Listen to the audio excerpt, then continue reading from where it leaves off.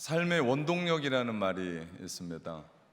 그 한 사람을 이끌어 가게 하는 어떤 힘을 이야기합니다.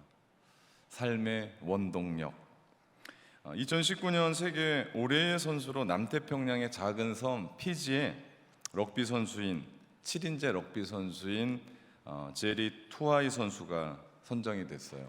우리 특별히 그 오세아니아 그쪽 지역 영연방 국가들, 뉴질랜드, 호주, 영국, 프랑스 이런 나라들의 열기는 그 축구보다는 럭비가 더 강합니다. 참고하시라고요. 근데 뭐 특별한 건 아니에요. 그러니까 럭비가 되게 중요하다. 네, 그런 겁니다. 이 투아이는 7인제 그 럭비 선수 중에 가장 빠른 세계적인 선수입니다. 그래서 우리나라 공중전화 박스 요만한 크기가 있으면 사이드 스텝을 밟으며 그 한 사람을 뚫고 나갈 정도로 정말 빠른 피지 선수입니다. 그를 이렇게 성장시킬 수 있었던 삶의 원동력을 그는 한 기자를 만나서 그렇게 말합니다. 가난이었습니다. 투아이의 가족은 수도도 물도 안 나오고 전기도 안 나오는 얼마 조그만 판잣집에서 살고 있었던 사람입니다. 뭐 뉴질랜드나 호주나 영국이나 그 럭비가 엘리트 출신이에요. 엘리트 어리 스포츠입니다. 그렇기 때문에 천연 잔디뿐만 아니라 시스템이 보통이 아니에요. 근데 피지는 그렇지가 못해요. 공도 하나 없어서 자갈 집어넣은 그 페티병으로 그는 운동을 합니다. 그의 아버지는 농사를 지으면서 겨우 생계를 유지했고 그의 어머니는 가정 도우미로 가정부로 일하면서 일주일에 피지 달러로 50불, 우리 돈으로 하면 3만 원 정도를 법니다. 제리 투아이가 한 인터뷰에서 부모님이 사준 나이키 운동화를 받고 울었대요. 여러분의 자녀 중에 나이키 운동화 사주면 우는 아이들이 있어요? 네, 다들 죽일 놈들이에요 정말. 왜 그러냐면 그 가정이 얼마나 힘든 걸 알기 때문에 자기를 위해서 그걸 사줬다라는 거죠. 그런데 이 제리 투아이가 피지 국민들의 영웅으로 뛰어오릅니다. 2019년 라스베가스에서 열렸던 월드 시리즈에서 피지가 호주에 15점 차로 지고 있었어요. 이건 당연한 일이에요, 결승전에서. 그런데 그 15점 차를 뒤집고 역전합니다. 파란을 일으켰죠. 그해 피지가 사이클론으로 말미암아 피지가 완전히 쑥대밭이 됐습니다. 그때 그 어려웠었던 피지의 국민들에게 희망을 전달해 줍니다. 그해 2016년 동일하게 리우 올림픽에서 7인제 럭비가 정식 종목으로 채택이 돼요. 그리고 나서 거기에서 금메달을 땁니다. 태평양 연안의 국가에서 최초의 금메달이에요. 그리고 그 결과 피지가 나눠져 있었는데 그 일들로 나라가 하나로 봉합됩니다. 작은 럭비공 하나가 일으켰던 기적이라고 볼 수 있어요. 제가 럭비공을 찾았는데 한국에 없어요. 그래서 제가 이렇게만 들고 있는 거예요. 럭비공이라고 생각하십시오.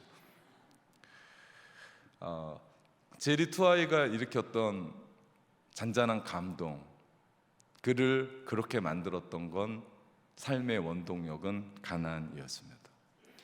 여러분의 삶을 일으키는 삶의 원동력이 뭡니까? 아침에 일찍 일어나서 회사를 가고 학교로 가고 나의 삶을 지탱하게 하는 그 삶의 원동력이 뭡니까? 오늘도 내가 숨을 쉬고 살아야겠다라고 하는 여러분을 일으키는 삶의 원동력, 오늘 이 오후 시간에 여러분으로 하여금 예배하게 하는 삶의 원동력이 무엇입니까? 오늘 현대의 많은 사람들이 잘못된 목적을 가지고 세상을 살아가요. 잘못된 방향인데 거기에다 또 속력까지 내요. 그러니까 정신이 없는 거예요.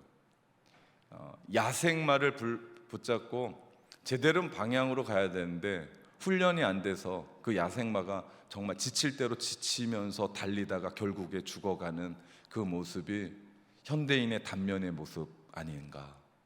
나를 부르셨던 그 부르심의 이유를 모르고 세상이 말하는 그 가치에 따라서 정말 열심히 달리거든요.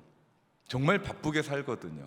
그럼에도 불구하고 그렇게 살면서 지쳐 떨어져 나가는 현대인의 모습이 비단 우리와는 다르다라고 얘기할 수 있겠나?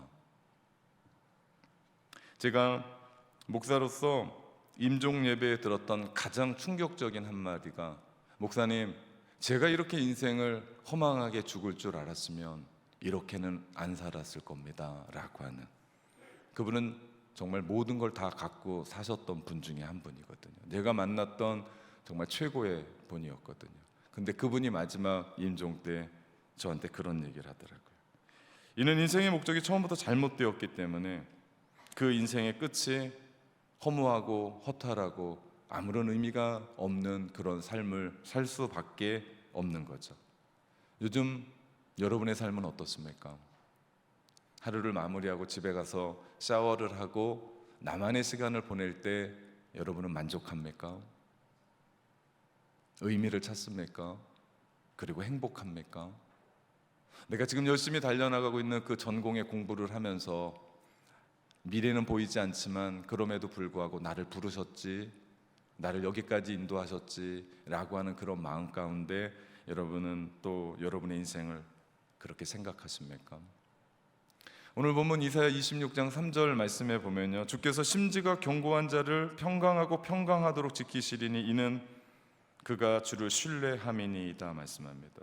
여기서 심지가 견고한 사람은요, 오직 주님을 향하여 한 방향을 바라보는 사람을 얘기해요. 심지, 마음 심자에다 뜻지자예요. 변하지 않는 거예요. 주님을 향한 그 마음이 오롯이 그분만 바라보는 거예요. 나의 환경, 나의 여건, 나의 처지가 어땠든지, 내 몸이 아프든 내 삶이 여건이 어떻게 변하든, 환경은 늘 변해요. 여건은 늘 변해요. 내 힘은 빠질 수밖에 없어요. 힘이 빠질 수밖에 없어요. 제가 농구를 그렇게 좋아하거든요. 근데 50대가 되고 나니까 농구를 하고 집에 가면 샤워를 하려면 온몸이 멍이 들어있어요. 누가 나를 때린 거예요, 그 나쁜 놈들이. 그죠? 우리 청년들이 막 저를. 근데 제가 느낀 게 하나 있습니다. 민첩성이 떨어지니까 예전에 부닥칠 걸 피했는데 이제는 못 피하고 뭐 하고 있는 거예요? 가서 그냥 부닥치는 거예요. 그러니까 온몸이 다리에 멍이 들더라고요. 예, 나이가 들면서 근육이 빠지고 나이가 들면서 힘은 빠질 수밖에 없어요. 이거는 어떻게 할 수 없는 일입니다. 제가 만약에 20대 때 뛰었던 농구처럼 뛰었으면 저는 지금 죽었을 겁니다. 할 수가 없는 거예요. 네, 우리의 환경과 여건과 처지는 변해요. 그럼에도 불구하고 우리 마음 가운데 변하지 말아야 될 한 가지는 내가 지금까지 바라봤던 십자가 예수 그리스도, 내가 집중하고 바라보는 예수 그리스도, 이건 변하지 말아야 된다. 다른 세상에 많은 거 변해요. 사람도 변해요, 환경도 변해요, 시대도 변해요, 정치도 변해요, 문화도 변해요. 내가 지금 생각해서 그 전공하면서 앞날이 있다라고 생각했는데 그것도 변해요. 변할 수 있어요. 걱정하지 마십시오. 우리의 시선이 고정한다면, 예수 그리스도께 고정한다면 우리는 변한 게 아무것도 없게 됩니다. 그것이 오늘 말씀에 뭐라고 얘기합니까? 심지가 견고한 사람. 그 사람을 어떻게 한다고요? 평강하고 평강하게 하리니 이는 그가 뭐 한다고요? 네, 이 정도 되면 PPT에서 한번 띄워줄 만도 한데, 목사가 목이 터지라고 외칠 때 한 번씩 띄워줄 만도 한데, 그죠? 그가 뭐 한다고요? 주를 신뢰함이니이다. 이게 주님을 신뢰한다는 거예요. 내가 그분을 바라본다는 거예요. 오늘 여러분이 오후 예배 때 이 자리에 나와서 예배 드리잖아요. 오닉스 찬양팀의 그 찬양에, 그리고 서로를 향한 그 마음에, 왜 그래요? 내가 주님만 바라보겠습니다. 왜 우리가 주님만 외쳐요? 주님 한 분밖에 없습니다. 나의 기대는 주님밖에 없습니다. 이게 주님을 신뢰하는 거 아닙니까? 마음가짐, 의도, 어떠한 경우에도 내가 흔들리지 않겠습니다. 그 심지라고 하는 히브리 단어의 의미입니다. 마음이 한결같은 사람. 린드버그라는 사람이 있습니다. 1930년에 단발 비행기를 가지고요, 대서양을 건넙니다. 많은 사람들이 시도했다가 다 떨어졌거든요. 그런데 린드버그가 성공합니다. 30몇 시간 걸렸어요. 그리고 나서 그가 프랑스 파리를 방문했는데 뭐 수천 사람들이 모여든 거예요. 이건 영웅입니다, 영웅. 그때 담배 가게 아저씨는 아니고요, 담배의 사장이 린드버그에게 다가와서 그런 얘기합니다. 선생님, 담배 한 가치를 주면서 이것을 손에만 들고 계십시오. 입에 물고 있으면 더 좋고 피지 않으셔도 됩니다. 그냥 들고만 있으면 그 당시에 돈으로 5만 달러를 주겠습니다. 지금도 5만 달러는 되게 큽니다. 그 당시 90년 전, 100년 전에 5만 달러는 우리가 상상할 수 없는 엄청난 금액의 돈입니다. 그때 린드버그가 그런 말을 합니다. 나는 크리스천입니다. 그럴 수 없습니다. 그는 심지가 견고한 사람이에요. 변하지 않는 사람이에요. 한결같은 사람이에요. 뭐 앞에서도요? 돈 앞에서도요. 그거 가지면 그는 일평생을 살 수 있는 사람이에요. 그거 가지면 정말 단발 비행기 하나로 대서양 건너고 나서 엄청난 부와 영광을 얻을 수 있는 사람이에요. 근데 뭐 합니까? 안 합니다. 그 다음날 프랑스 파리의 신문에 이 기사가 실렸습니다. 믿음의 크리스천들이 감동이 돼서요, 그를 후원합니다. 린드버그를. 얼마 나온 줄 아십니까? 10만 달러가 나왔습니다. 돈 벌었다고 지금 계산하고 계시죠? 저는 오늘 돈의 얘기가 아니에요. 심지가 견고한 사람을 얘기합니다. 여러분 그거 아십니까? 우리가 믿음이 있다라고 얘기하는데 우리의 연약한 한 가지 부분들이 다 있다고요.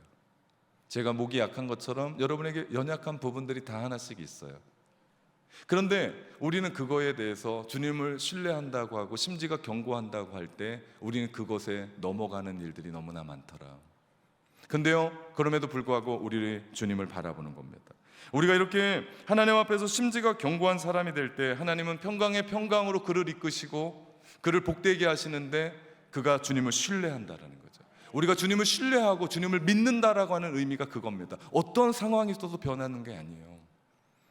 성경에 강한 사람은요, 그 눈물의 자리를 지키는 사람이에요. 그 자리가 행복하든 행복하지 않든 떠나지 않아요.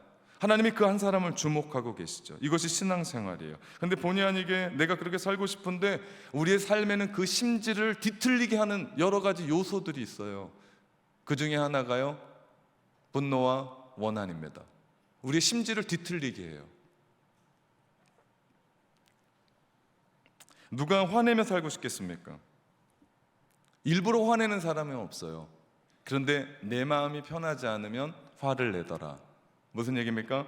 내가 용서하지 못할 때 우리의 삶은 분노와 원한으로 살아가는 거 아십니까?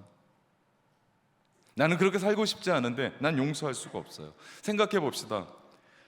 그 사람처럼 안타까운 사람은 없어요. 누군가에게 내가 상처를 받았거든요. 근데 그 상처를 받은 걸 마음에 품고 어떻게 해요? 그 사람을 미워해요. 그 사람을 원망해요. 이를 갈아요.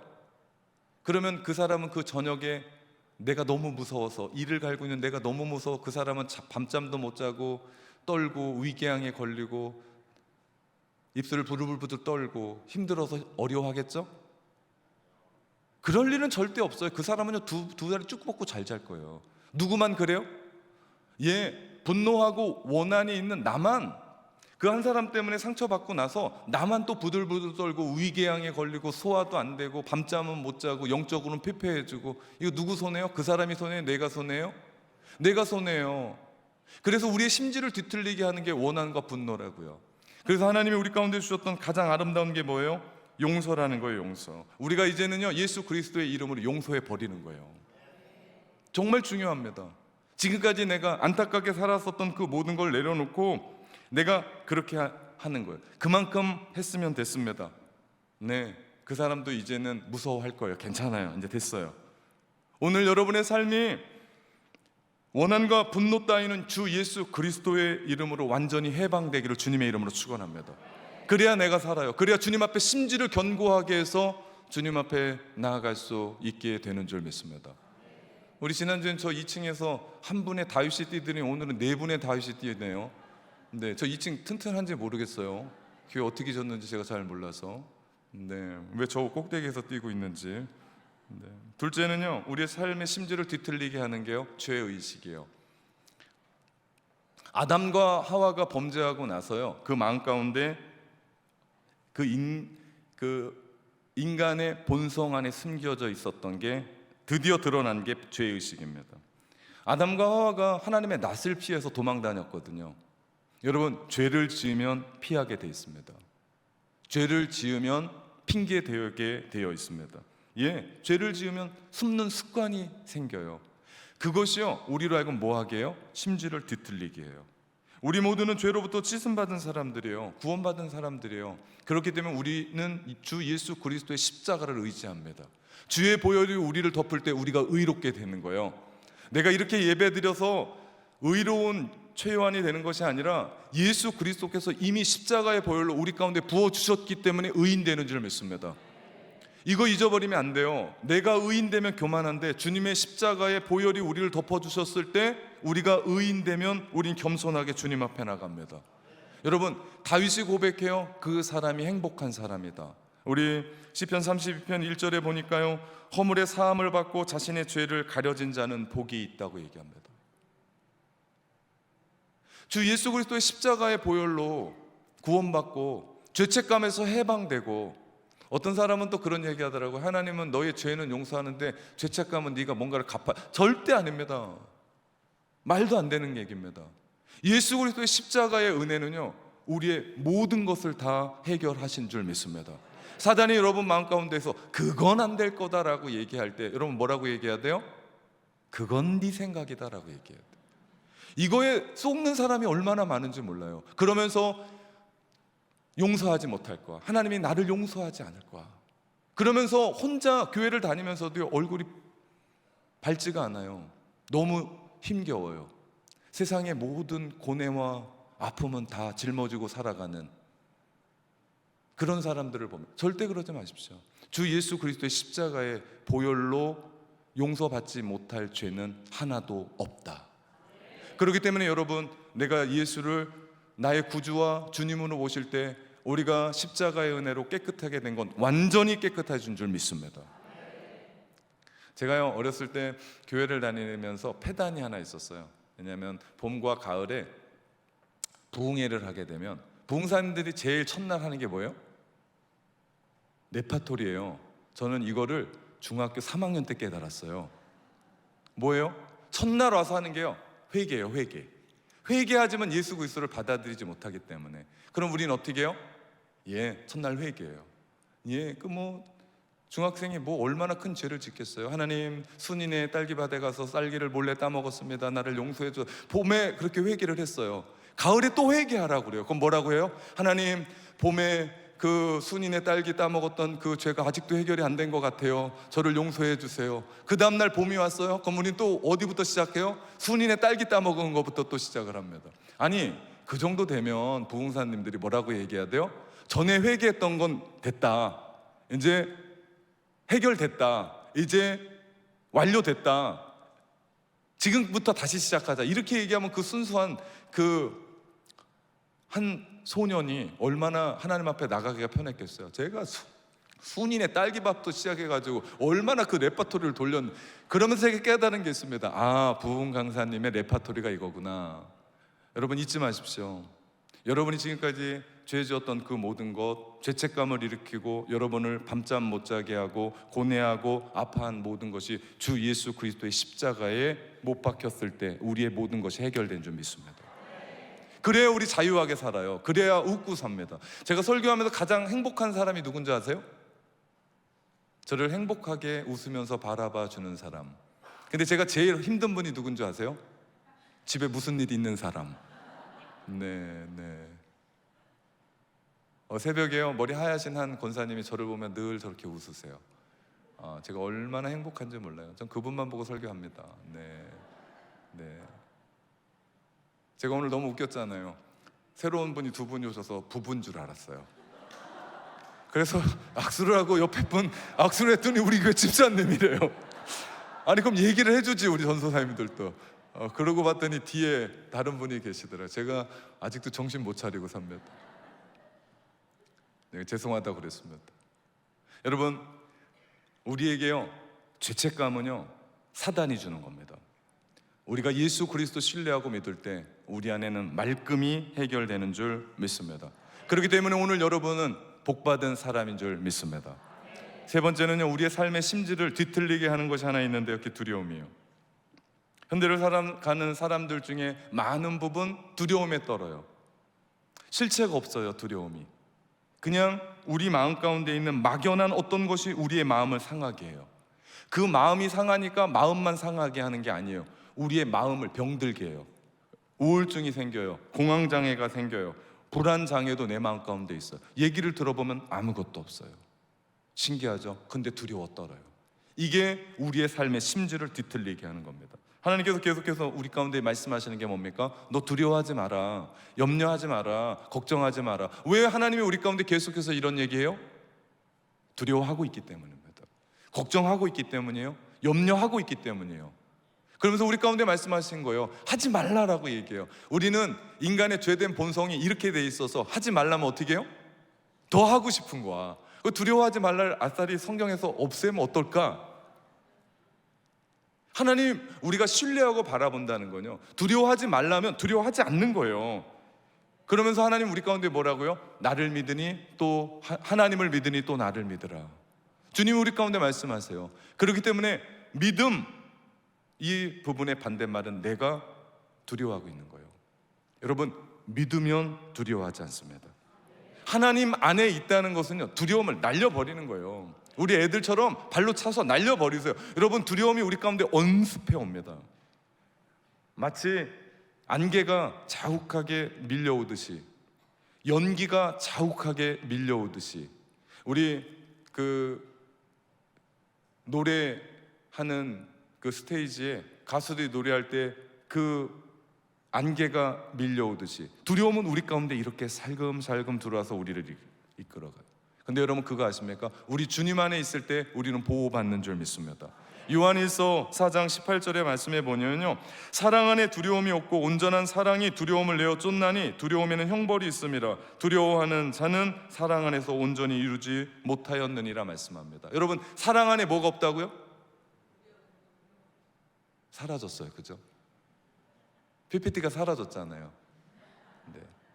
띄우라고 한 건 아닌데, 예. 사랑 안에는요 뭐가 없어요? 두려움이 사라진다고요. 잊지 마십시오. 하나님의 사랑이 우리 안에 넘치면 넘칠수록 우리 안에 두려움은 사라진다고요. 그러면 우리 안에 두려움이 엄습해 올수록 우리 마음 가운데 뭘 생각해야 된다고요? 내가 하나님의 사랑을 잊고 살아가는구나 라고 생각해야 돼요. 여러분, 예수 그리스도의 십자가의 사랑을 우리가 어떻게 있습니까? 나 같은 죄인이 용서함 받아서 주 앞에 옳다함 얻은 그 은혜를 우리가 어떻게 잊고 살아갑니까? 왜 개구리 올챙이 시절 잃어버리고 나를 어떻게 구원하셨다고 하는 그 은혜를 우리가 어떻게 잊고 삽니까? 오늘 여러분 안에 모든 두려움이 물러가고 하나님의 사랑만이 가득하기를 주님의 이름으로 축원합니다. 아멘. 네 번째는요, 우리의 삶의 심지를 뒤흔들는 게요, 린드버그 얘기랑 비슷한데요, 그건 반대죠. 물질입니다. 물질. 돈에 대한 집착. 돈은 우리 가운데 왜 주신 거예요? 예, 사용하라고 준 거예요. 그런데 많은 사람들이 돈을 뭐 해요? 사랑해요. 네, 우리는 세상에 사랑해야 될 것이 있고 사랑하지 말아야 될 것이 있어요. 그죠? 저는 제 아내를 사랑합니다. 제 옆집 1401호의 아줌마는 사랑하지 않습니다. 우리는 사랑해야 될 게 있고 사랑하지 말아야 될 게 있어요. 근데 우리는요, 죄된 인간은요, 사랑해야 될 것도 안 사랑하고 사랑하지 말아야 될 걸 사랑해요. 여러분, 돈은 사랑해야 될 게 아니에요. 돈은 사용하라고 우리 가운데 주십니다. 얼마나 많은 사람들이 현대 사람들이 돈의 노예로 살아가는지 몰라요. 말로는 그런 얘기예요. 자식을 위해서, 노후를 위해서, 미래를 위해서 라고 이야기하는데 언제까지 그 돈 벌어요? 죽을 때까지 법니다. 다시 말하면 돈의 노예에 대해서 살아갑니다. 제가 돈을 갖고 왔어야 되는데 돈이 없어서 돈을 못하는, 돈일 합시다. 이 돈이요, 이렇게 보면 뭐가 보여요?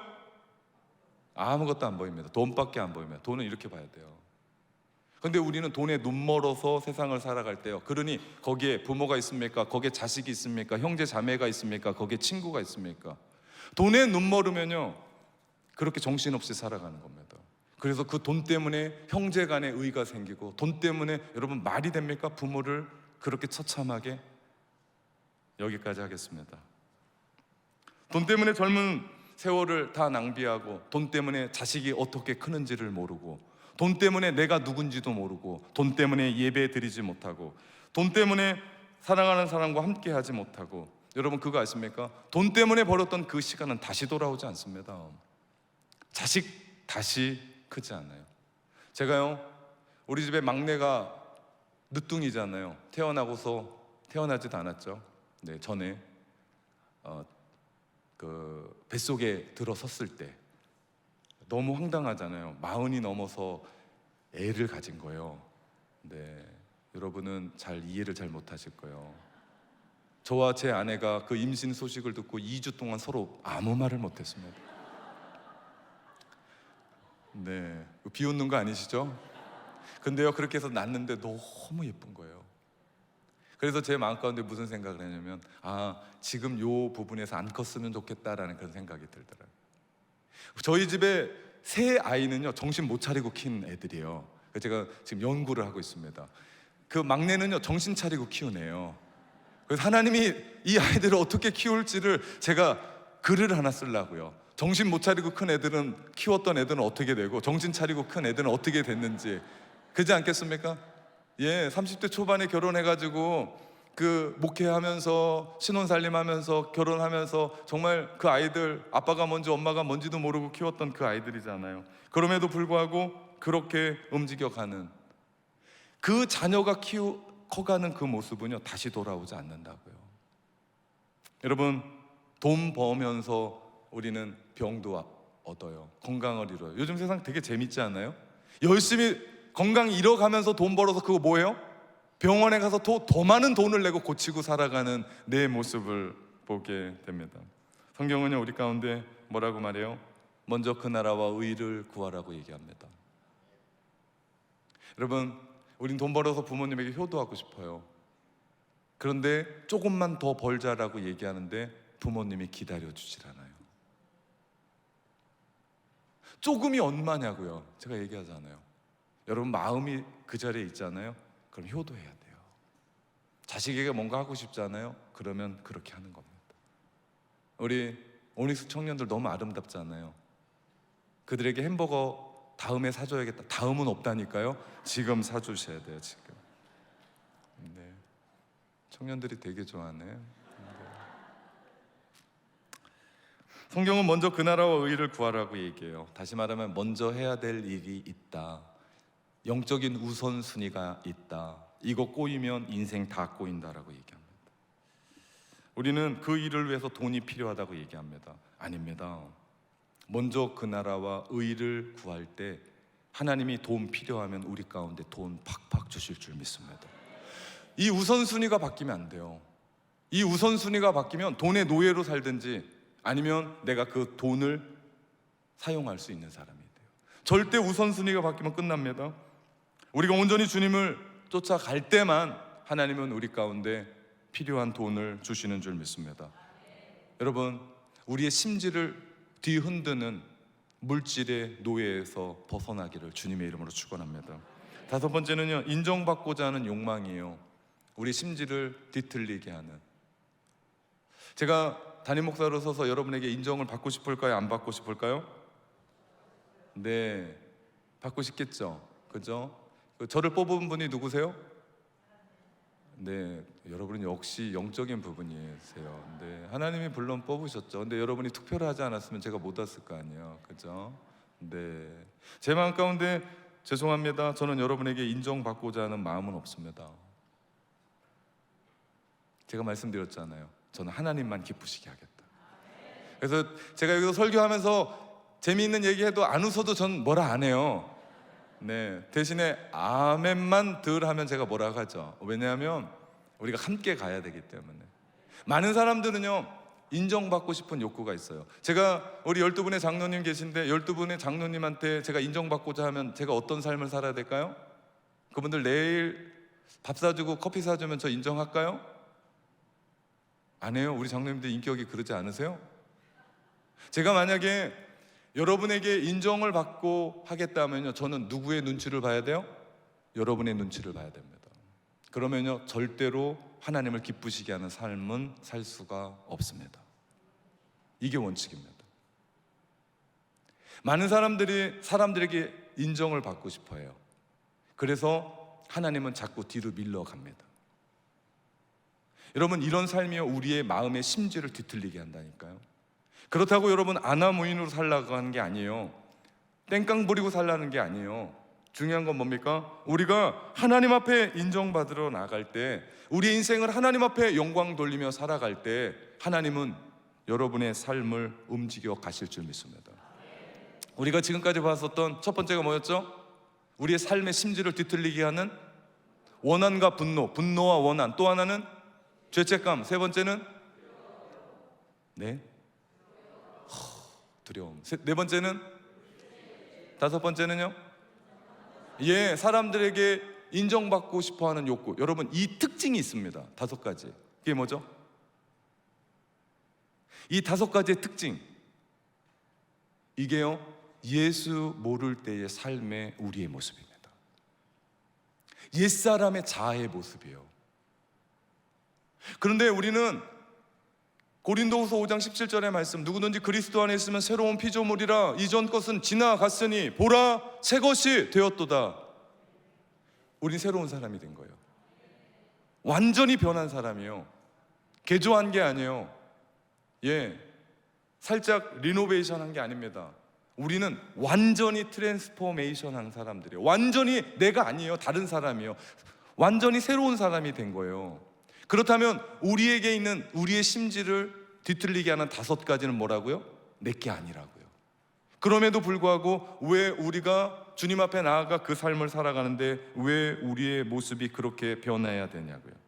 여러분, 십자가에서 새롭게 된 하나님의 사람들은 예전의 삶의 방식이 아니라, 세상의 삶의 방식이 아니라 하나님 나라의 가치를 붙잡고 살아가면서, 우리가 계속해서 오후 예배 때 함께 나누고 있는 왜 하나님이 나를 부르셨는지에 대한 이유를 발견하며 살아가는 사람인 줄 믿습니다.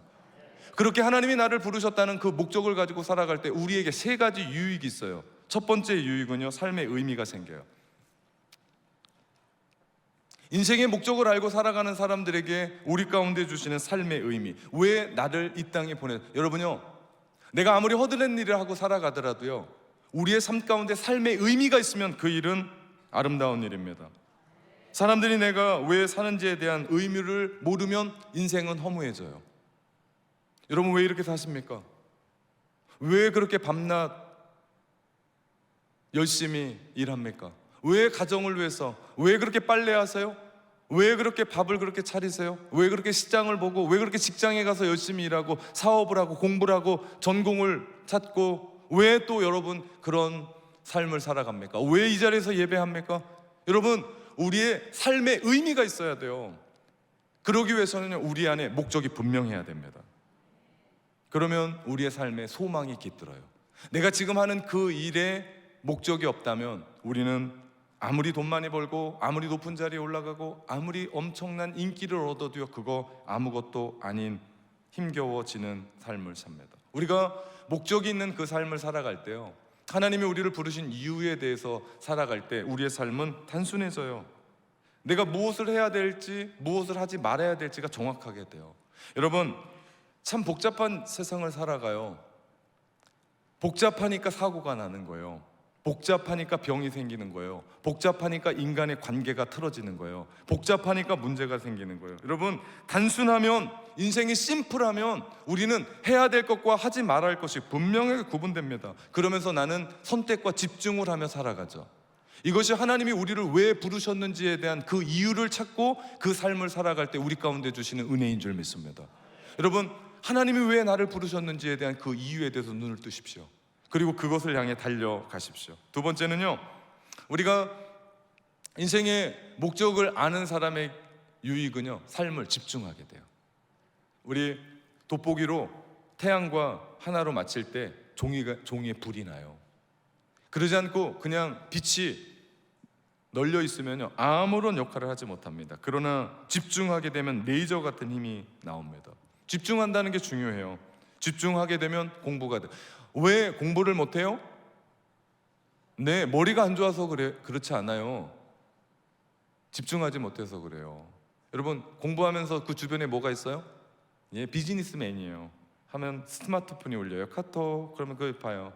그러면 답장을 넘겨요. 그럼 공부해야지. 그럼 또 카톡 이렇게 올려요. 그죠? 카톡 이렇게 올려요.